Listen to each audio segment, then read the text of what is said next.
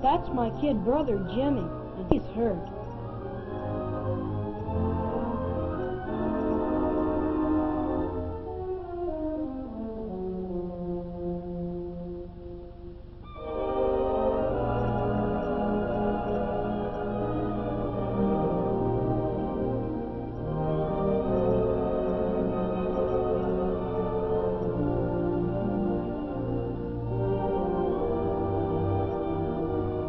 The police told me that Jimmy'd come barreling down the side street with hands on the handlebars. He hadn't stopped for the blue stop sign, and when he saw the car coming on the main road, it was too late.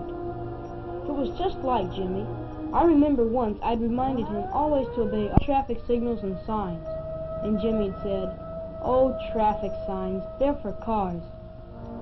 Why did Jimmy always have to stunt and show off? Why didn't he follow the rules? Something was wrong. Well, I was his big brother. I wanted to try to find out. Perhaps I could help him.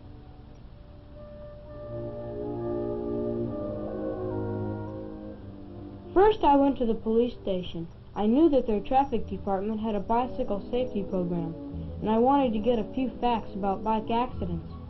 One of the officers told me that their reports had shown 1 out of every 4 bike accidents involves a bicycle that is mechanically defective. 1 out of every 3 bicycle accidents involve an automobile. But 2 out of every 3 bike riders injured or killed in a collision have violated a traffic law or safety rule.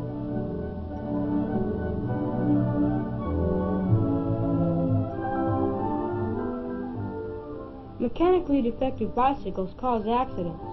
What about Jimmy's bike? Did he keep it in good shape? I went to talk to Mr. Burt, the owner of the bicycle shop in our neighborhood, and he told me that Jimmy knew perfectly well that it is important to keep a bike in tip-top shape. He knew that a mechanically perfect bike must have properly adjusted brakes, handlebars set tightly in the frame, a horn or bell that can be heard at least 100 feet, a saddle that is adjusted correctly and tightened firmly, a clean, well-oiled chain with the right tension, just enough to keep it from jumping off the sprockets, tires that are not worn beyond safety and are kept inflated with the correct air pressure, and pedals that do not have worn and slippery treads. But Jimmy was more interested in flashy ornaments that might impress his friends. He had no time to bother with a thing like a loose boat.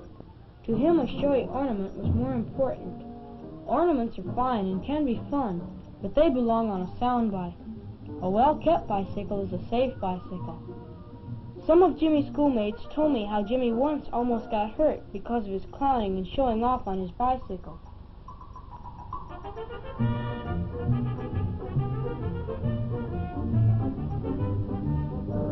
Jimmy had made the kids laugh all right with his stunt riding and clowning. He wanted to draw attention to himself, and he foolishly thought this childish showing off was the way to do it.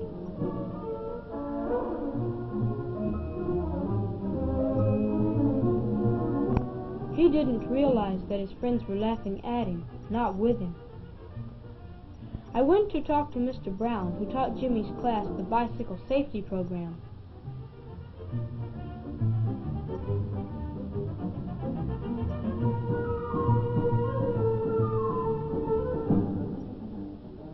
He told me that Jimmy was a good bike rider, one of the best in his class.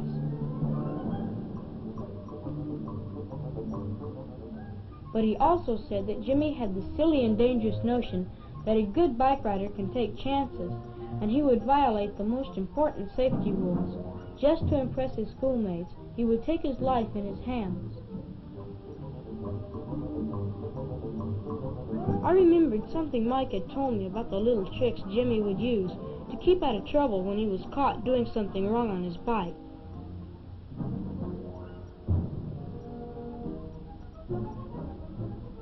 Once when he was stopped by a police officer, he acted extra polite and sorry and said, "Yes, sir," all the time, while the police officer told him that it is against the law to ride 2 on a bike, and that a bicycle rider must ride on the right side of the street, just like a car. Little Mike from down the street hero-worshipped Jimmy.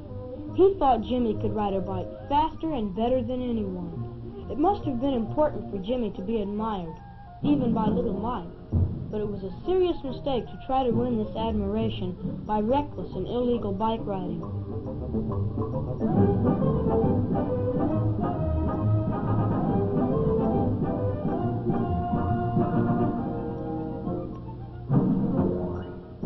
Every Saturday afternoon, Jimmy used to deliver papers for a neighborhood newspaper, and I went to see the route man. He told me that Jimmy was a good and dependable worker, but that a couple of people on his route had complained about his reckless bike riding. Only recently he'd warned Jimmy that he couldn't work for the paper if he didn't ride his bike safely and correctly on his route. It seemed that Jimmy had been riding on the sidewalk instead of on the street, despite repeated warnings, and almost had run into a lady with a small baby. The route man had given Jimmy a good talking to.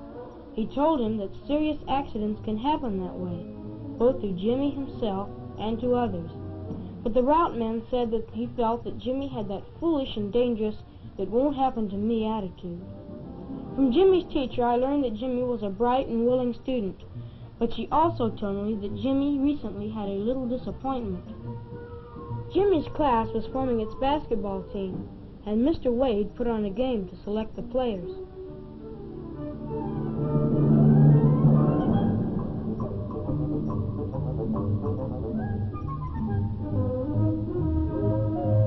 Jimmy had his heart set on getting on the team, and he was bitterly disappointed when he was not chosen. That afternoon, Jimmy had outdone himself with his foolish showing off on his bike, as if he were trying to make up in this manner for his earlier disappointment and win the admiration of his friends in another way, through reckless stunning. But although his classmates watched him and laughed at him when he showed off, they knew he was being foolish and childish.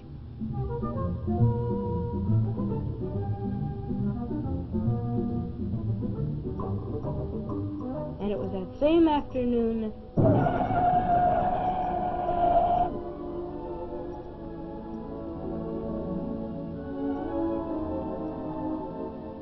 I thought I knew some of the reasons why Jimmy went wrong with his bike riding. He thought it was all right for a good bike rider to take chances, but the truth is that a good bicycle rider who does take chances isn't a good rider at all. He wanted to be admired and looked up to by his friends, but he went about it in the wrong way, by trying to win the hero worship of the smaller kids and the admiration of his own classmates by clowning and reckless stunning. And he was more interested in impressing his friends that way than in keeping his bike in safe repair. With his childish showing off endangering both himself and others, he was trying to make up for his little disappointments and failures, and to win the respect of his friends, not realizing that by his foolish behavior he was really accomplishing the exact opposite. I had a long talk with my brother. After I told Jimmy what his teachers and friends had said, he realized how dumb he had been. I could tell from the grin on his face that he had learned his lesson, and his clowning days were over.